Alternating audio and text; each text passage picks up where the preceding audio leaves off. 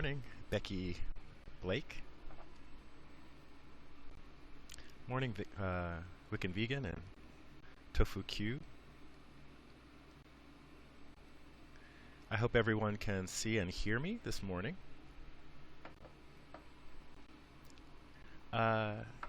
Hello. Becky Blake, can I ask you something? Absolutely.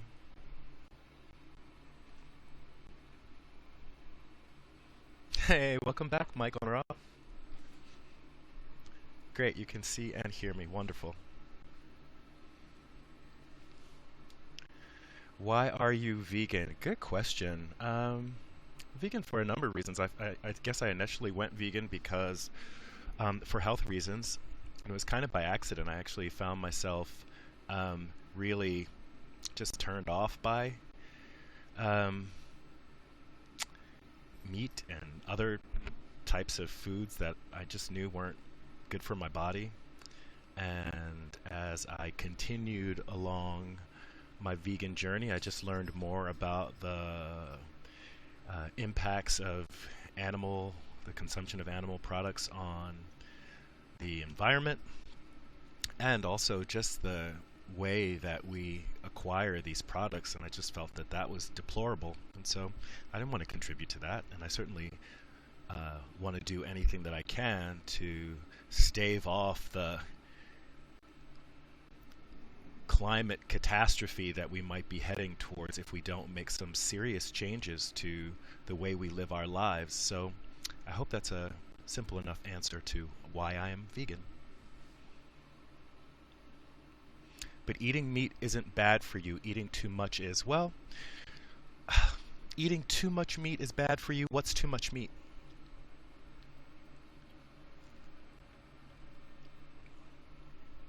Right? That's a good question. What's too much meat? And if I can live a healthy lifestyle without eating any of this thing that if I eat too much of it is harmful to me, why would I want to eat it at all? Yeah, so my answer stands. If I can live a healthy life without one, contributing to the exploitation of animals and the suffering of animals, not contributing to damage to the planet, and be healthier, why would I want to eat any type of animal products if I don't have to?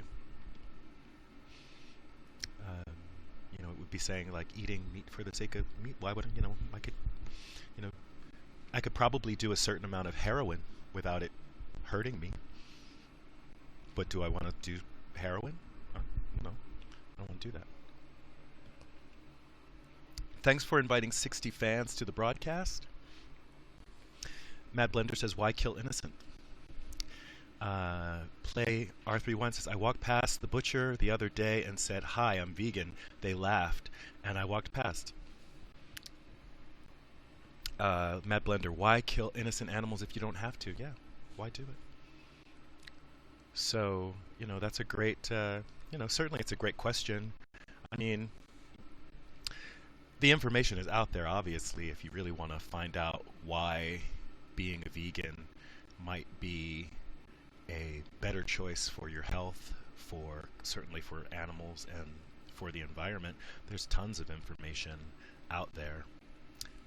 So, we can continue a discussion about that if people are up for that, or we can talk about other things too. Plant Style, thanks for inviting 669 fans to the broadcast. Kearney, hello, good morning. Good morning, Mad Blender. Who else have I missed? Yeah, so just so you know, Becky Blake, I'm happy to respond to these things, but the answers to the questions that you're posing can be found all over the internet. You don't need me to tell you. If we didn't kill chickens, we would be swarmed with them. Yeah, these are all typical arguments that people hear, but if you did some research, you would probably discover that that's not true.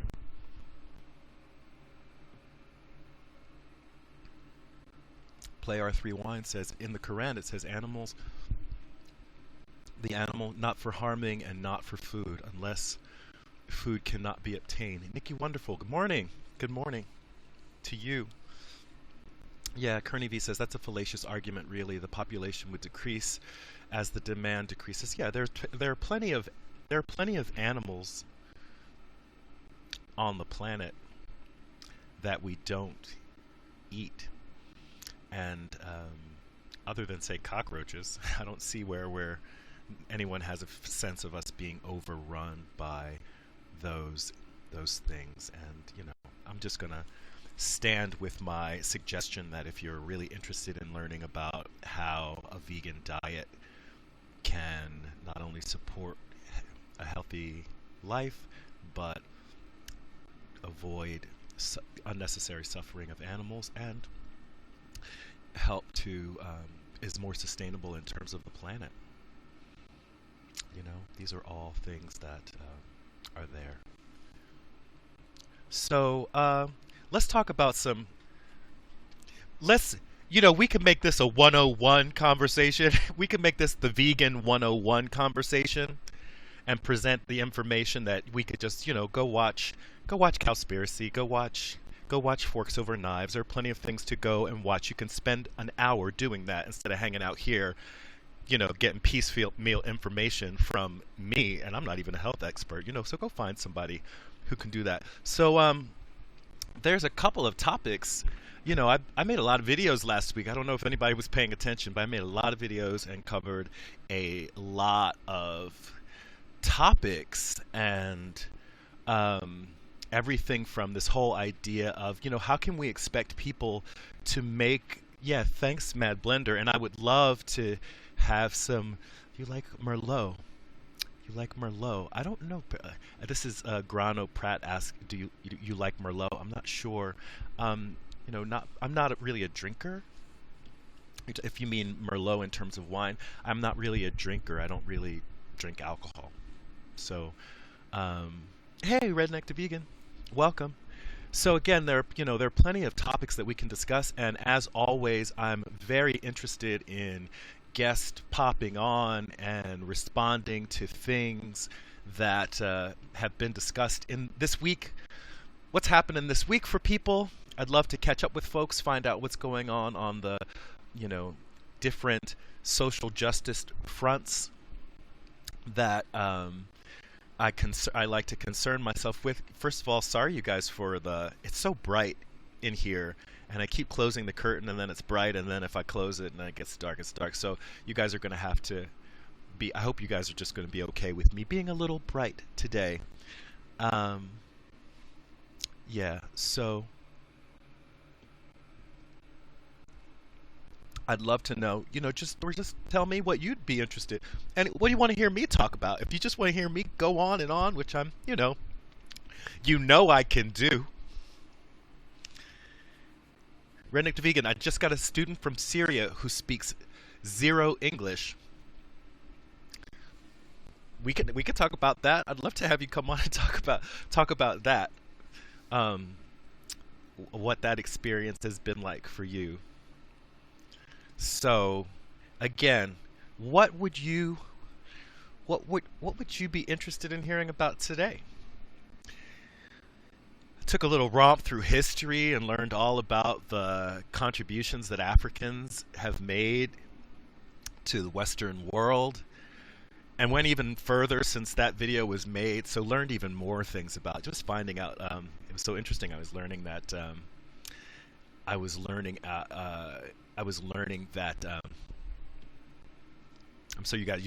trying to see what's going on in the comments, and I see that there's drama going on in the comments, but I'm gonna take this high road.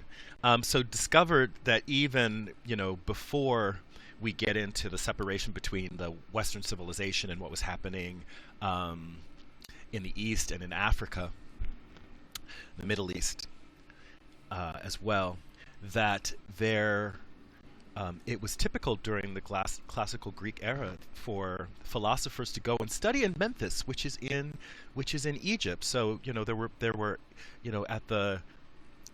when we were sort of developing that amazing work of those amazing body of classical works, the classical canon, to know that those Greeks were going and they were looking to the Egyptians as the experts to. Because they were holding history. And I can only imagine living in an ancient society, living in ancient, Greece, and the same way that we revere the knowledge that was acquired and the thinking that happened in those societies, that they were looking back on, they had their version of, the classicist. They had their canon of knowledge that they revered, and so much of that was coming from Africa and the Middle East. So it's just really interesting when you think about it, that, the same way that we are, we get like this about our, knowledge of the classics, they were like this about their knowledge of the, about Africa, right? So just in terms of the sense of perspective. So Redneck to Vegan just got back from a 20-mile ride in 27 degree temperatures, 27 Fahrenheit. It does get cold in North Florida. Yeah, that sounds really cold for Florida. I guess I won't be heading to Tallahassee for a break from the cold. And y'all, it is cold here. We have snow here, but apparently the East Coast got blasted. Also, there's that terrible plane crash, and I believe it was Fort Lauderdale. So I don't know if your proximity to that gives you any access to more information, or if anyone knows people who were involved in that. It just condolences. It's just what a terrible thing to have happen. So yeah, what are some other things? One of the things that I really am like clinging to is this idea of how long it takes for social change to occur. And I was using this example of smoking. And we can even the person who comes in and says, but, just think about it.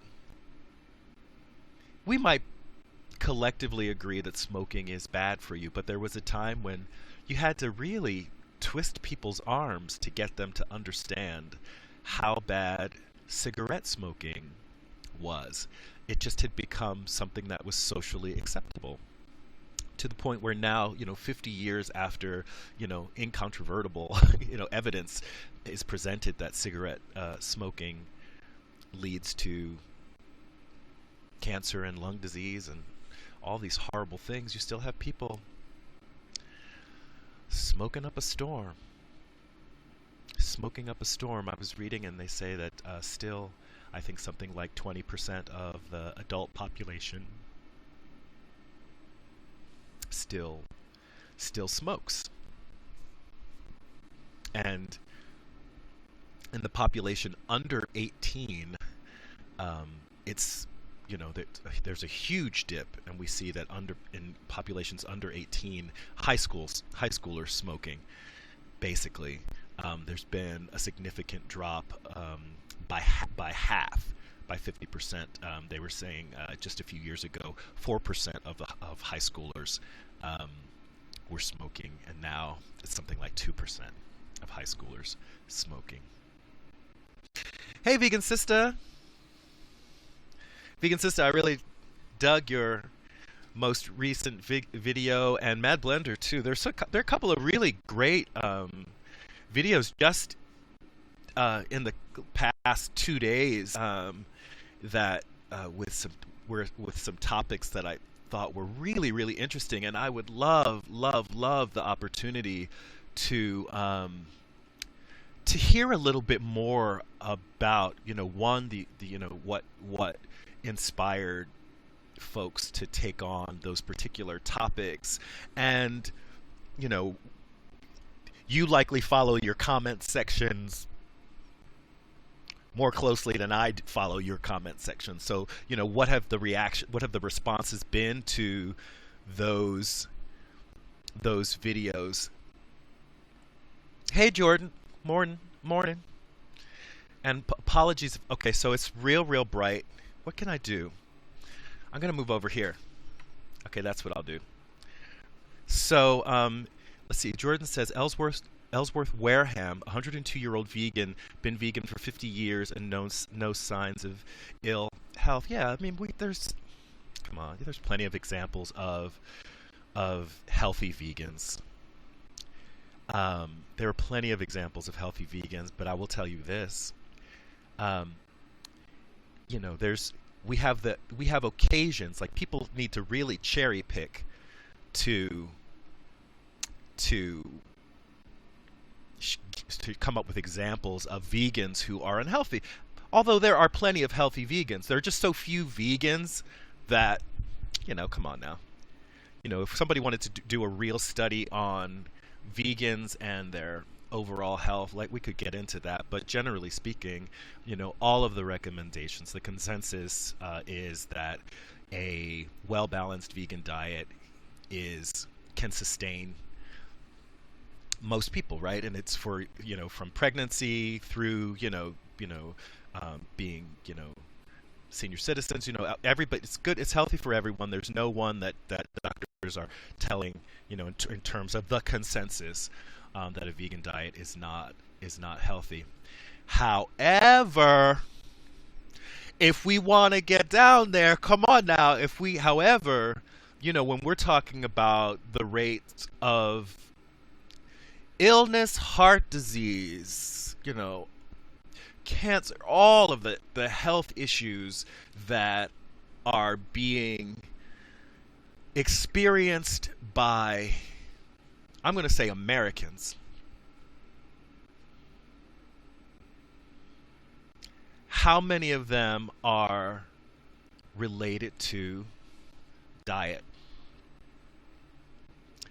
And since only 1% of the population is even vegan, it's a lot of people there's a lot of sick people eating animal products.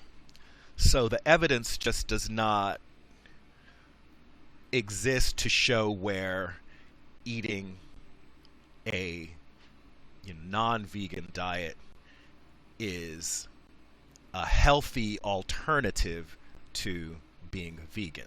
So that's just what that is, right? So we could come in here and we could try to, like, be a mosquito and suck whatever tiny little bits of blood out of the argument for veganism that we want to, but let's be real and see the truth of the matter, and that is that people who are not vegans are sick as mofo. Sick as mofos. That's just it. That's just it. So again, death caused by heart disease, excuse my malnourished vegan brain. Yeah, so I don't know. 45% of heart disease caused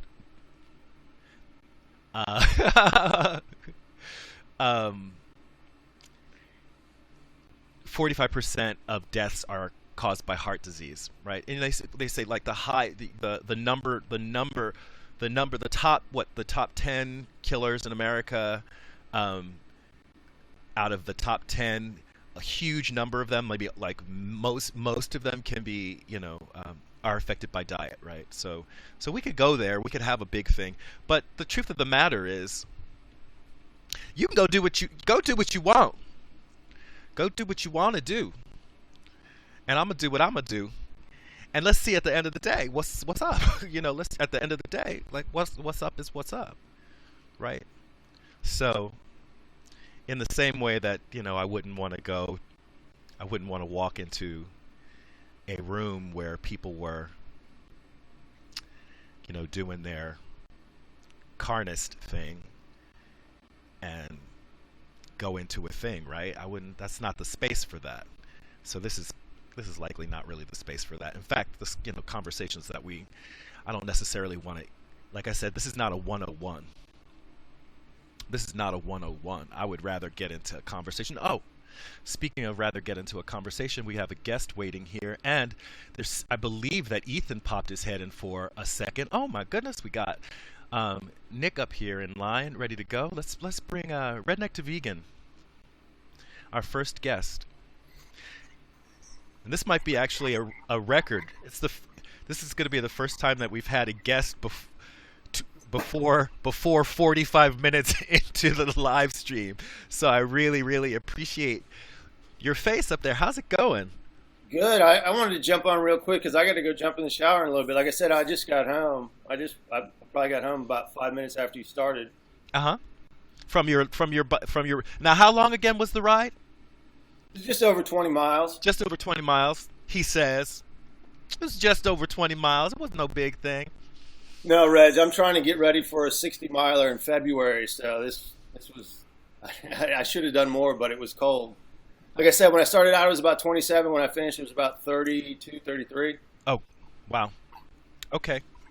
And you just that's just not your thing. Not really. The cold weather is that's just not your thing. Is that abnormal for where you are? Well, yeah. It's actually snowed here before. A couple times since I've been living here. I've lived. I was born in Detroit, like I told you. Mm-hmm. So I know about the D. And I came down here. Family moved down here in about '84. So I grew up pretty much down here, and it snowed about 4 or 5 times, and about 2 times it actually stayed on the ground for till about noon. But it's never stayed more than that. Okay. But like I'm only about 10 or 12 miles from the Georgia line, so very North Florida. Okay. But that's still, to most of us, that's still the South, right? It's very much the South. Florida's the only state in the United States that the further you go north, the more it becomes the South, and the further you go south, the more that becomes the North. You don't understand that, do you? Nope, not at all. That just went right over my head. I'm not even going to nod. I'm not even going to nod and smile. Let me explain what I'm saying is, in Florida, you got it predominantly from Ocala or a little bit north of Orlando up. You still got like what you would say the South, like Georgia, South Carolina, Alabama, Mississippi type of stuff. And then as you get down past Ocala, Orlando, and further south, there's way more northern people that have moved down in the last 25 years than there is southern people. So it's the only state that the further you go south, the more northern it becomes. And if you're in the South, the more you go north in Florida, the more southern it becomes. Ah, I got you, just in terms of the culture. Yeah. Like I said, it's been that way over the last 30 or 40 years. Got you. There's been a lot of migration. Think about this. Florida, you got I-95 running down the east side, and you got 75 running down the west side. 75's coming out of Detroit, Chicago. You got all those people on that side of the state. You got New York and New England people on the east side of the state. So that's pretty much how it works on the south side of Orlando. I wouldn't say it's that way all the way, but predominantly west side is Tampa. You got, like I said, the Midwestern people, Detroit. Chicago. East side is your New England, New Yorkers. Okay. Well, I'm sure that you jumped on with a desire to respond to something. So what you got for us today, Nick? No, like I said, I just wanted to get on and say, hey. Hello. I love you, Reg. And, thank you, man. Love you too. And like you said, if you wanted to talk about my new student, I'm pretty excited. This little Syrian girl, she doesn't speak a word of English, but she's real proactive, and she knows a little bit. So it's fun. We're typing back and forth on a computer, trying to translate, and okay.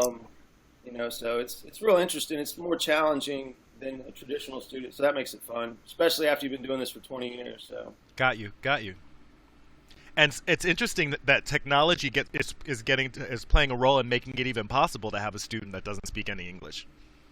Yeah, I think about that. Like, I don't know if you remember, but I mentioned earlier I have a student this year also that's from South Korea, that he's only been in America probably about, I don't know, a year maybe. Uh-huh. And, it's been real fun working with him too. And just the different cultures, the Asian students, students from Asia don't typically look their instructors in the eye and don't really have the same type of social interactions as a traditional American student would, or a student from Europe. Mm. Mm. So I'm real interested to see what it's going to be like interacting with a female from Syria. I'm looking for some updates on that. And maybe I wonder if you could probably do maybe one of your videos on, like, cross-cultural, being in a multicultural environment where, everyone is not necessarily coming into the room with the same tools, and how do you make that work?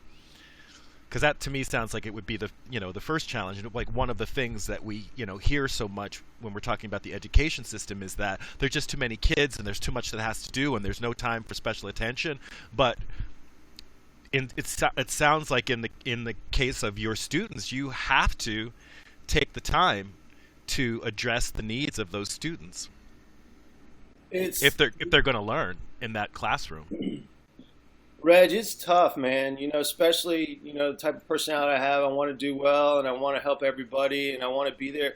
The thing is the classes, the way our schedule's set up, we only have 50 minutes, and I may have 35 kids in the class. And so, if you were just to give everybody equal time, we're talking under 2 minutes per student.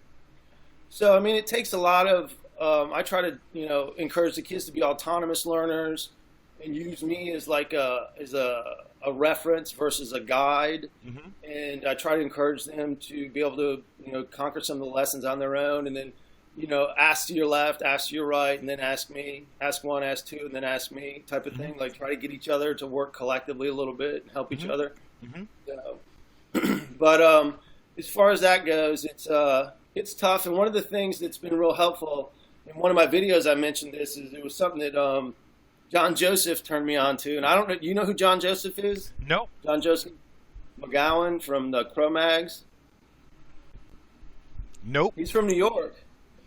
Your screen's frozen, I think. I live in Detroit. Is my screen frozen? It's not frozen to me. Can you hear me? Yeah, I hear you fine. Okay. But no, I know you live in Detroit now, but I'm just saying he's from New York. I didn't know. He's played in a hardcore band for a while. He's been vegan for about 20 years. He does Ironmans. But basically, he's kind of like he's a different side of veganism. He's like a real rough side. Like, if you look him up, he's got some recipes and he's dropping F-bombs and stuff like that. And, okay. And but he said something, and he's really into Hindu scriptures, and he studies the Bhagavad Gita. And one of the things he said and turned me on to, and it's kind of like something that I have to live by as a teacher, because, let me explain it and you'll understand. Basically what it says is, you have a right to the work, but you don't have a right to the result of your work. And as a former redneck growing up in America, it's always beat in our heads that if you do the work, then you definitely have the result to the work. It kind of goes back to like what Obama said about you didn't build that type of philosophy. Uh-huh. Like, you didn't do it all on your own type of thing. Yeah. But so this also references, like, I can be the best teacher I possibly could. I could deliver the best lesson. 99% of the room could get it. But one of the kids in the room may not be paying attention for some other reason. Mm-hmm. And I don't have a right to the result of that. Like, my job is just to do the best job I can possibly do and be the light and be the guide, mm-hmm. and not focus on the result of my work, but just focus on my work. Mm-hmm. You understand? I do absolutely understand. Because I can get depressed and beat down because yes. I can't control how the student's going to react to the lesson and how they're going to embrace it and what they're going to do with it. Like I said, most of the time they do the right thing and it works and it's delivered and it's executed and it's used. But sometimes, for whatever reason, some of the students may not get it, and I can't let that one thing take away my focus of doing what I need to do, mm-hmm. and doing the work and not the result of the work. Okay.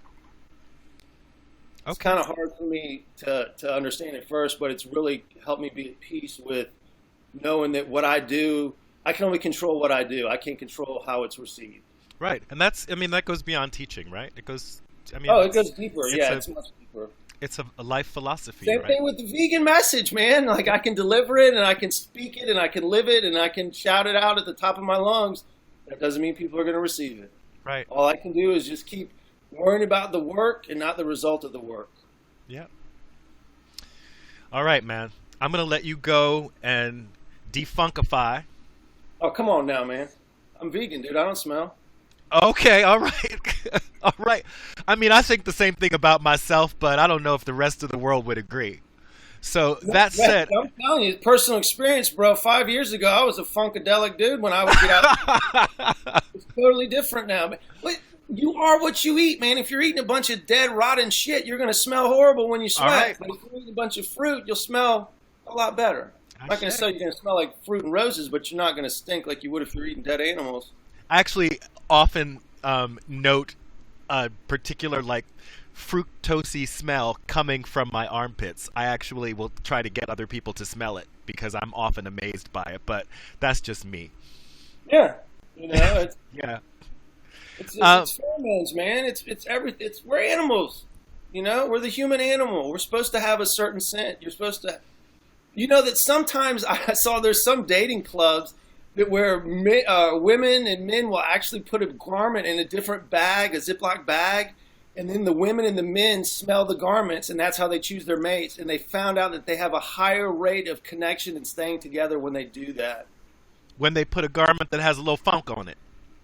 Funk or smell. That, like, I'm going to say funk, but not meaning like nasty smelling, but their scent.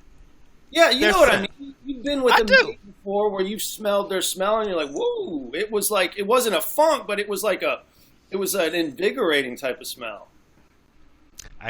I'm blushing right now. But yes. Right, yes. All right, listen to me. I'm going to let you go and do your thing because I want to I'm just going to snatch some people up and have them guest.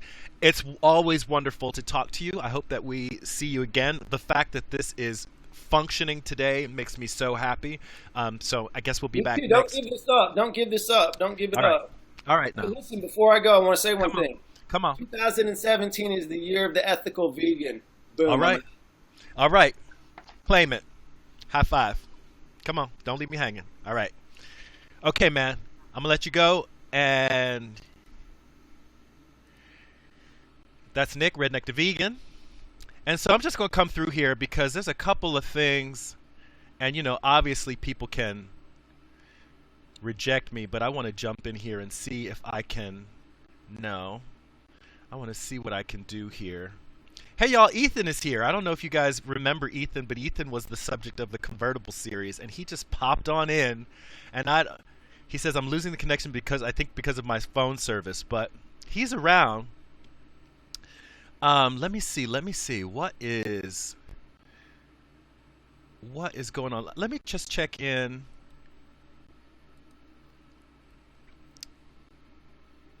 You guys, it's been a minute, and I'm hoping against all hope. I think maybe since the very first live stream, I haven't had an opportunity to speak to Kearney. Just trying to see if I can catch up with Kearney and do a little indoor gardening update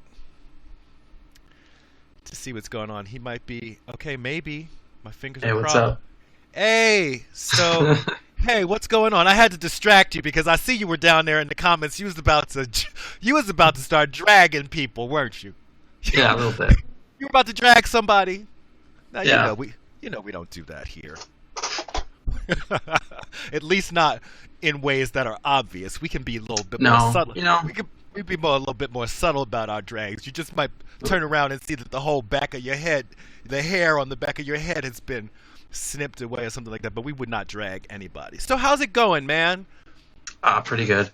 It's been a minute. My room's dark. I'm just kind of chilling. That's okay. So I just want you to know that I took your advice and I cut down everything that I was growing, but I didn't like pull it out. I cut everything down, and that was a couple of weeks ago, and I have a whole new harvest of everything: the kale, the dandelion greens, everything that the lettuce, everything that I was growing. I'd cut it down, was using it to make smoothies, and everything has grown back. Sorry, say that again? everything that I was growing, Yeah. instead of like just, picking it, I cut everything like down to just a little bit so that there was just like the little bit left sticking out of the soil, and Right. everything has grown back. Sweet. Yeah. Everything has grown back. And so I think I'm going to be able to maintain the indoor garden, through the winter by just, cutting it down and then letting it grow back. It takes Yeah, a that should while. work. I Yeah. gotta get more growing up there. Yeah, me too. It's been I haven't grown anything for a while.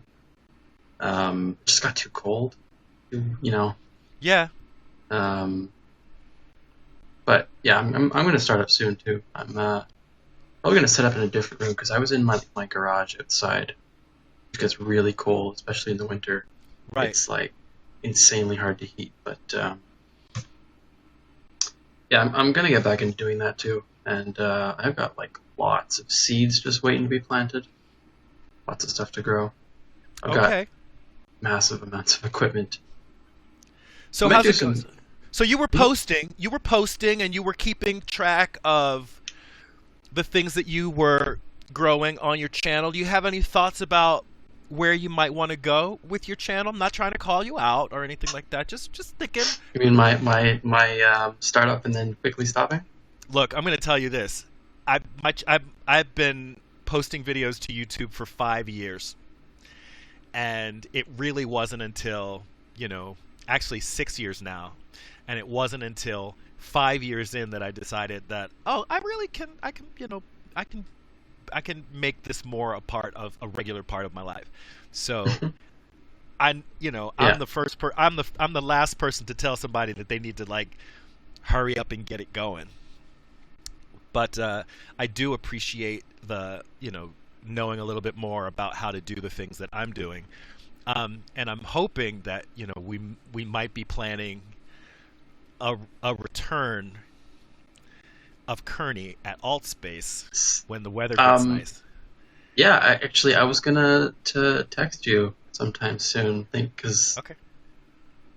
it was a really nice place to just kind of like go and hang out for a bit. I was thinking it'd be kind of cool to go back, check on your progress. I actually kind of like to see how the house is doing. I would be kind of interested. Yeah, there's some So- change. There's been some changes. I think you'd note some serious changes from the last time you were here. Cool. I mean, and also depending on when you were here, I'm going to tell you probably. I don't know if you would want to be here when it's cold, but I'm actually really comfy right now. As you guys can see, I'm not like wearing a hat and gloves and stuff like that. I'm really cozy in the space, and so definitely we're able to have it weatherized. And as you can see, I'm in the room that you helped to create. So, and I also want to say that having Kearney talk about that and say these wonderful things, if that gives anyone else that's watching some ideas about how cool it might be to come and hang out at AltSpace and help the space to continue to develop as vegan safe space for sustainability and social justice. So I definitely recommend it. come on. Absolutely. Okay, cool. See. So anything else you want to share, or because like I said, you was about to drag somebody.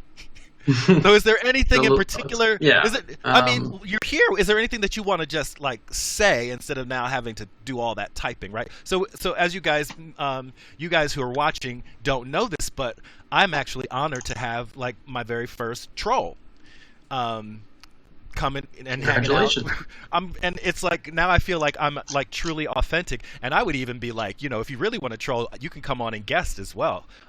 So I mean, really honestly, I don't want to call people out as trolls, but somebody's who clearly doesn't agree that veganism is a viable choice for anyone, and has a lot of things to say. Obviously, the information is based on the typical kind of responses that you can just pull out of the air and hope are true, but if you've done any research, you know that those things aren't true. So do you want to say? Do you have anything in particular to say? Just an overall to vegan naysayers.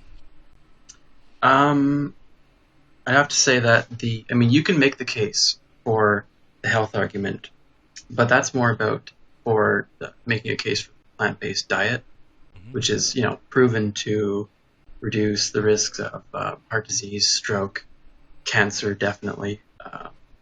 You name it, top 10, 15 causes of death, 13 of them or 14 of them are directly linked to what you eat.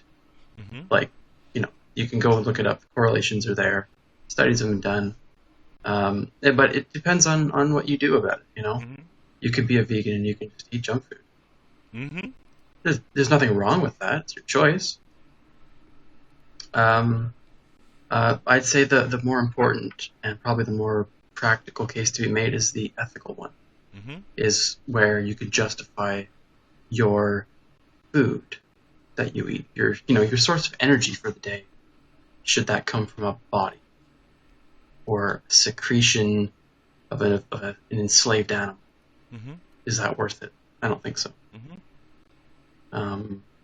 You don't need a stronger argument than that.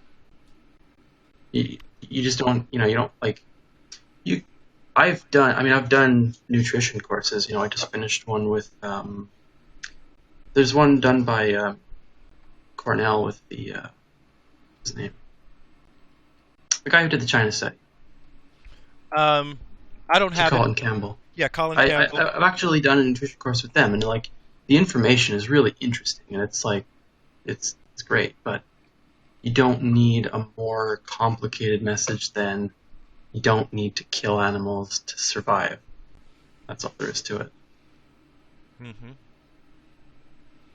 So for those of you watching and you want to, so there's Kearney with his ethical argument for veganism. I've posted a couple of links. One was veganhealth.org. That's Dr. Jack Norris's site for people who are interested in the health aspects of veganism, but I also posted philosophicalvegan.com, which is a resource for people who are interested in the ethical side of veganism and have questions and want to do some reading on that. So, and also, the one other thing, you talk about the vegan trifecta. You have the health, you have the ethical, and you have the environmental aspect. The one other thing that you should mention is the fact that you can definitely reduce, rates of pollution, the greenhouse gas emission, pollution of the water, pollution of the air, by eliminating animal products and the animal agriculture industry. Definitely greatly reduces environmental degradation. So, something like the cowspiracy. Mm-hmm. That's something else to check out. Absolutely. Absolutely. So I'm going to just type the word cowspiracy because I don't happen to have the movie. Absolutely. So there, again, we know there are so many resources out there. They're just so easy to get to. And I've been focusing a lot recently on race, white supremacy in my videos, and I'm sorry that I'm saying this because you specifically responded to that, but I haven't spent as much time focusing on veganism. It's not a big deal because they're very similar. They're similar threads, Mm-hmm. It's about whether it's right or not to those oppressions. Oppress others. Those oppressions certainly are linked. But what I was going to say, not so much. I'm not feeling any guilt about this, just because the way I live my life and these things certainly have come up in recent videos. But what I wanted to say was there's not why give someone information that you could just very easily Google. Anyone who's interested in learning about these things can Google and have a wealth of knowledge, right? There are books, there are places that you can go, there are restaurants, there are people who can offer you healthy recipes, and like I said, there are so many resources available that no one who's trolling on the internet Yeah, there's no excuse. It's just has an excuse for not at least being able to learn what they need to learn about why one should go vegan. Yeah. All right, cool. All right. So that said, we have about 15 minutes left in this broadcast, and I want to hear some other folks. So All right. people can jump into the queue. First of all, Kearney, I want to thank you for coming on and just No dropping a little problem. bit of love and knowledge on us. And best of luck with your garden. I hope to see some more videos from you, and I'm looking forward to updated plans for when you're coming back to Altspace. Yeah. All right. Peace, my friend. All that soon. Peace. All right, cool. All right, so y'all, that's Kearney. So Kearney got a couple of fans behind that, and so again, trying to keep the love flowing, address some of the issues that have come up in this conversation, but things that have been popping up. You know, I haven't even mentioned the name Nikocado Avocado yet, so that's something else that might not. I don't want to necessarily talk about Nikocado Avocado and his decision to, stop being vegan, but the fact that those arguments, the same arguments that someone who doesn't know anything about veganism, for somebody who knows as much as Nick does to, start spewing that same old stuff, it makes me question whether or not what he's doing is about an appeal to the vegan community or about trying to basically make himself more popular with non-vegans. I don't know, so I don't want to necessarily get into that. But if there are folks who, it's a little traumatizing to have someone who represents such a large part of the vegan movement. And I don't know. Honestly, I never was a big follower of Nikocado Avocado, so I don't know what he represented to people in the vegan movement, but I would love to hear how people are. I don't want to necessarily get into a thing about him, but I would love to know if people are having feelings about trends in the vegan movement, especially as it exists on YouTube, and how we see what Nick did possibly becoming a trend, and how do we move to the left? And I don't mean the political left. I'm just talking about how do we shift ourselves so we can mitigate the type of damage that that's the Agrano Prat. It's the sun, baby. Nature is my lighting designer right now, and so I am facing a window. I have a southern-facing window here that actually has, a diffuser over it to make the light not so bright, but the sun just happens to be in a place where it's so bright. Move any direction, duck, jump, however, however we need to keep it move. What I'm talking about is keep it moving. I'm not talking about, taking defensive positions. I'm talking about how do we keep moving forward with what it is that we have to do. And I'm talking just in terms of social justice, because this does not just happen in the vegan movement. We see this type of, we see these, people who kind of just like bail, right? They cut and run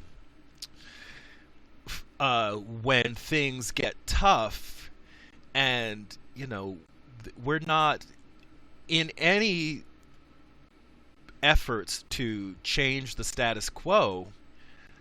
It's going to be pushback, and people might. If you're not feeling pushback, you're not working. If you're not feeling pushback from the gatekeepers, from those who want to promote and sustain, maintain the status quo, if you're not feeling pushback, then you probably are the status quo. You're probably repping the status quo. As radical as you may think you are. Exactly, Michael and Raw. The key is not to let the pushback derail your focus. When you feel the pushback, that's when you know, okay, this is the edge. If you're not feeling pushback, you don't even know what the edge is, right? Feeling the pushback is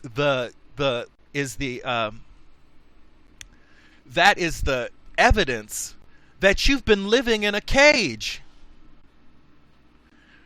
If you never try to leave those bounds of comfort, then you're going to feel like I'm free.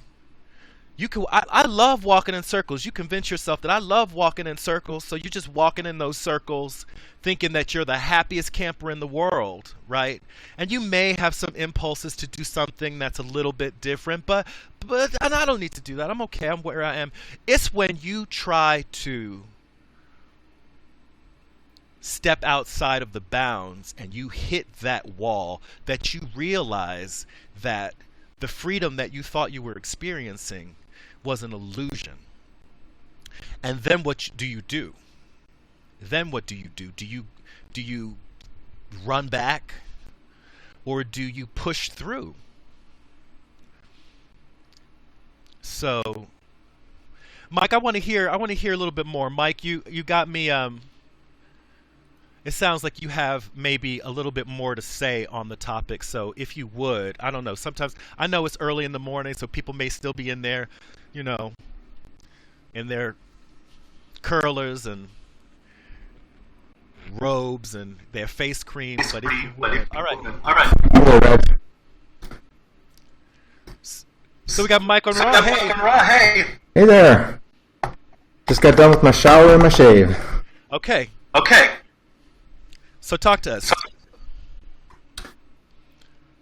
Well, we were just talking about pushing back, and I think that's one of the keys that we need to do, not just to move veganism forward, but we need to accelerate veganism going forward.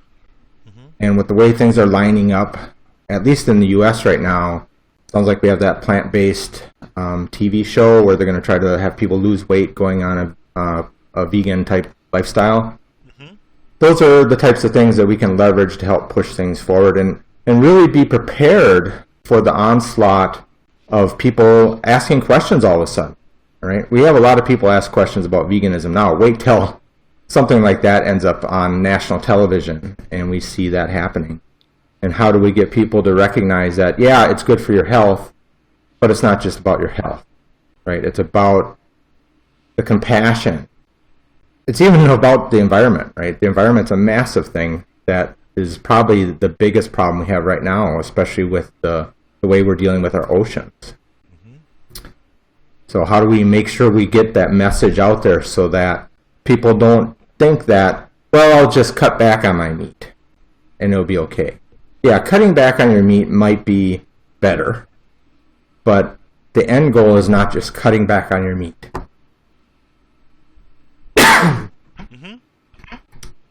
So I think that's one of the challenges I'm putting forward for myself this year, is to try to find ways to accelerate veganism. And maybe what I'm looking at right now is maybe helping to make it more normalized so that people don't see veganism as such an edge thing. The hippie vegan mentality. I want people to see that everyone can be vegan and that everyone really, there are vegans of all races, job classifications, socioeconomic levels. There's vegans all over the place. We just need to make sure that people understand it's something they could do.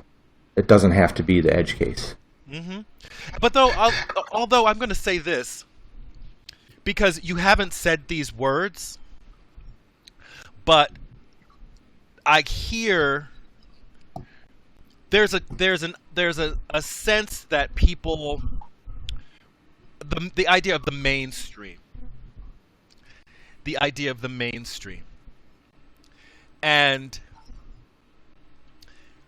I don't necessarily want to see veganism as part of the existing mainstream, right? I don't want to see veganism folded in and somehow resolved as part of business as usual in the world that we live in, right? I feel like veganism almost has to be a part of an overall vision for the society that we want to live in. Does it make sense? Yeah, I think. How do we start to frame that so that it makes sense for others? that's a real challenge.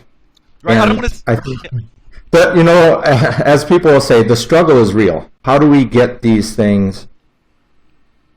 Number one, we need people to feel comfortable being vegan, right? And number two, we need to find a way to make them want to be vegan, right? It's not enough to say, oh, it's pretty cool being vegan, but it's got to be, I want to be a vegan.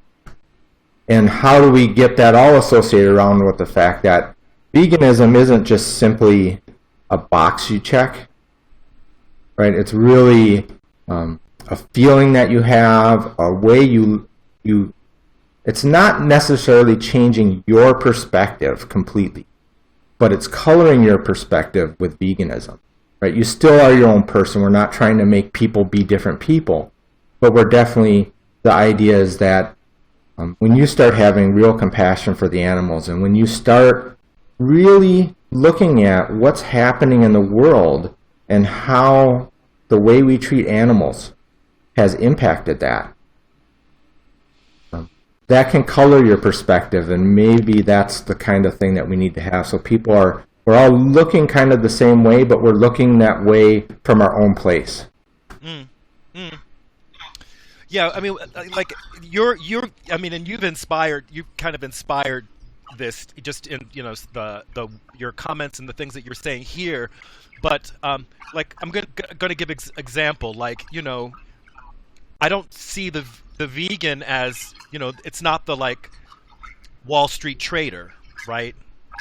And we kind of live in a society right now where the Wall Street trader is the gold standard for the type of person that we should be, right?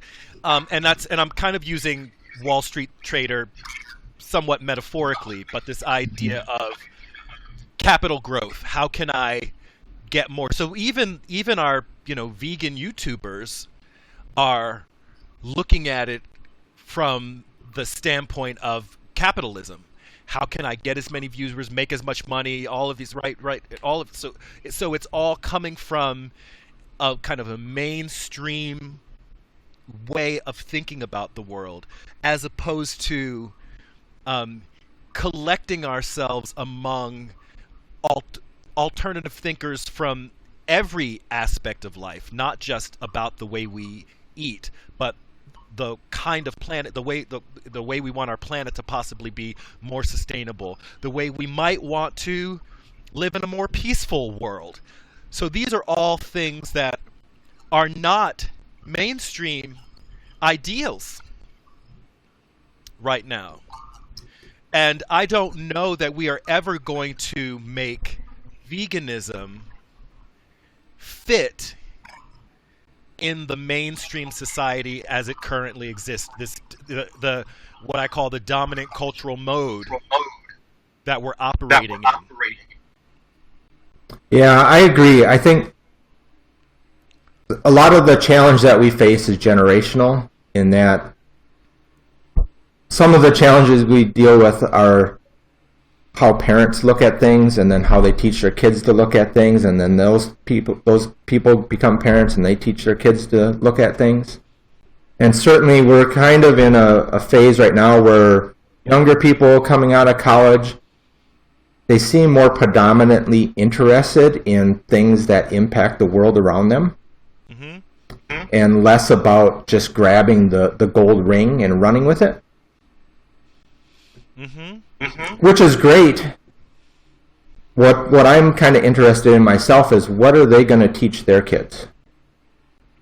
Are they going to have the success they need to feel that their choices of, working in education or working at not-for-profits, are they going to have are they going to be able to disconnect their view of success enough from what today's generalized view of success is, to be able to pass that on to their kids? I think we're finding common ground in that what we're talking about is not simply making veganism part of the mainstream, but utterly shifting the mainstream. Right. right? And it has to shift. I've seen this since I was in elementary school and high school. I looked at the way the world was working and how it was failing. And then at my heart, I'm a problem solver. Ever since I was born, I was trying to solve problems. So I'd look at that and I would look at how do you solve that problem? And really, in the end, you can't solve that problem. You have to just change. You have to like wipe it off and start over. Mm-hmm. You really have to decide what do you want it to be and drive towards that, because trying to fix something that's so deep and entrenched and really, old boys club and all that stuff, you can't fix that because there's no motivation to fix it.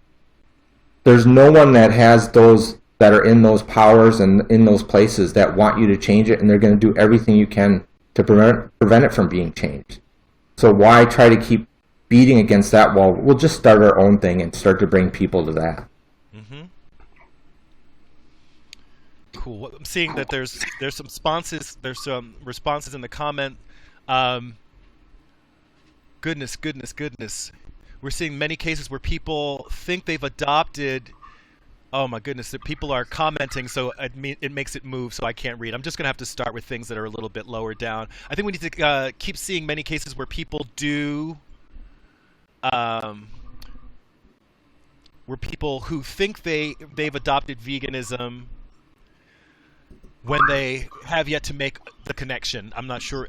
Kearney, that was something Kearney was saying. Okay, people thinking they've adopted veganism when they really just, they're putting on the mantle of veganism, but they're really not making any of the deep connections, and so it becomes very easy to drop it. That idea of cutting and running. Somebody said, Agrano Prat said, "Come on, Wall Street traders are out like 2016." Okay, let's hope so. But what we're saying is vegan must always be over the top. I'd be interested in what that means. Yes, but what you say is veganism must always be over the top, because I definitely didn't mean that, and I don't know. Maybe that's something. Maybe they're responding something that you said, Mike. Yeah, I don't think that veganism doesn't. The idea of veganism is that it just becomes a part of what you are. It's just it's not changing you, it's just giving you another view. It's something that we should have had all along, but because they were covering our eyes as we were growing up, we just didn't learn about it. And so for many of us older people, we're seeing that now, and it's just adding a new perspective, a new way of looking at things in our lives that we can kind of filter other things through. I read books, and I have audiobooks mostly, and it's been interesting to see on some of the books I'll be reading, and I'll see some of the things that authors write that really resonates with the idea of, how these bad things are happening to these people in this book is very similar to how we allow bad things to happen to animals, and the things that cause the conflict in those people when they're exposed to the bad things that they did is very similar to how I've felt at times when thinking back about how much better it would have been if I'd been vegan, a year earlier or even 5 years earlier. Mm-hmm. So it's not really veganism being over the top of everything. It's kind of like when you decide that you don't. It's just a thing that becomes a part of you. You don't like. Maybe you don't like alcohol. You don't drink alcohol. You don't like alcohol. That's not necessarily like a thing that is over top of your life everywhere. It's just a preference that you have. And with veganism, it just becomes an important part of your life where you're trying to take cruelty out. And when you start taking cruelty out for the animals, it starts to really flow over into cruelty to all parts of life. And you look at, people kind of pick on social justice warriors, and I think a lot of social justice warriors put themselves in a great position to get picked on. But there are social injustices that are occurring, regardless of how they get presented to us. They're happening everywhere in the world all the time. And it's not just with animals. It's with the human animals. Yes. Thank you, Mike. I just want to say first of all, thank you. It's our first time having a chat. I've actually been aware of your channel and following you Thanks. for almost a year. I think it was Crazy Old Vegan who first shouted you out, or I think that's how I first found my way to you. But it was great to have you have this conversation with you, and I hope that we have more conversations like this in the future. But for Great. now, I'm going to say goodbye to you so that I can do this thing that I need to do and end this broadcast. But thank you again. All right. All right. Until Thank next you. time. Peace. Yeah. Peace. Man, so whew.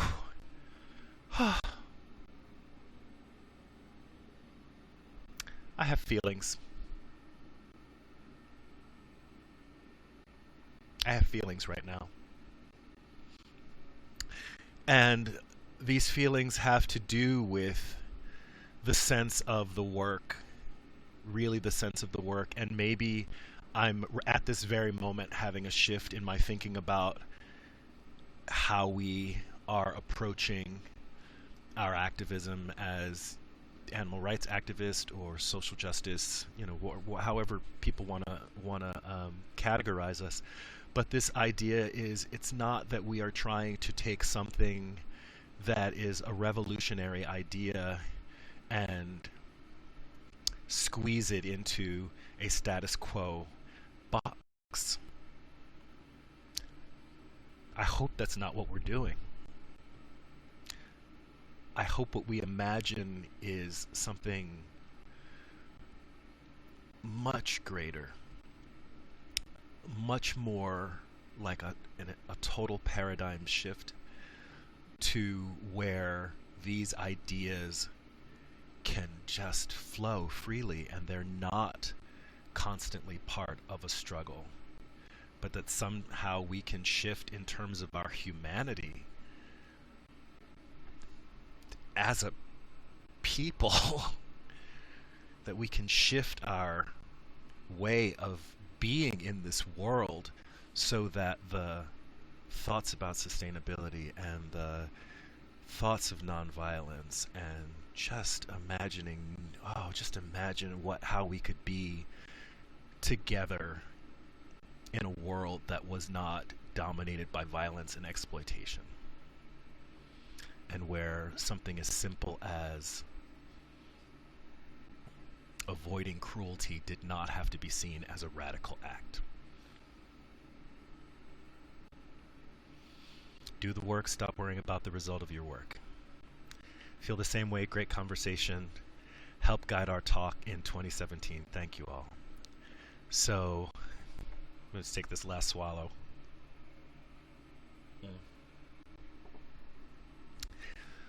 So that's it, y'all, for this video.